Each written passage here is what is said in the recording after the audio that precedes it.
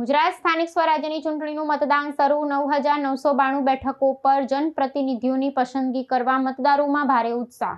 ગુજરાત રાજ્ય ચૂંટણી પંચ દ્વારા જાહેર કરવામાં આવેલા આંકડા મુજબ રાજ્યની વિવિધ નગરપાલિકાઓ અને સ્થાનિક સ્વરાજ્યના એકમોની કુલ 9,992 બેઠકો માટે આજે સવારથી મતદાન શરૂ થયું છે। આ ચૂંટણીમાં સત્તાધારી ભારતીય જનતા પક્ષે મતદાન પૂર્વે જ 7% બેઠકો પર બિનહરીફ વિજય મેળવી પ્રારંભિક સરસાઈ પ્રાપ્ત કરી લીધી છે। રાજ્યના વિવિધ જિલ્લાઓમાં ફેલાયેલા મતદાન મથકો પર સુરક્ષાના ચુસ્ત બંદોબસ્ત વચ્ચે નાગરિકો પોતાના મતાધિકારનો ઉપયોગ કરી રહ્યા છે, જે લોકશાહીના પાયાની સંસ્થાઓને મજબૂત કરવા માટે અત્યંત નિર્ણાયક ગણાય છે। રાજકીય વિશ્લેષણ મુજબ આ વખતનું ચૂંટણી જંગ ત્રિપાંખીઓ અને રસ્સાકસી ભર્યો રહેવાની શક્યતા છે। મુખ્ય વિરોધ પક્ષે કોંગ્રેસ રાજ્યના 90% વોર્ડમાં પોતાના ઉમેદવારો મેદાનમાં ઉતારી સત્તાધારી પક્ષને સબળ પડકાર આપ્યો છે। બીજી તરફ આમ આદમી પક્ષે પણ આ સ્પર્ધામાં સક્રિયતા દાખવી રહ્યો છે અને તેણે કુલ બેઠકોના 46% વોર્ડમાં પોતાના પ્રતિનિધિઓ ઉભા રાખ્યા છે।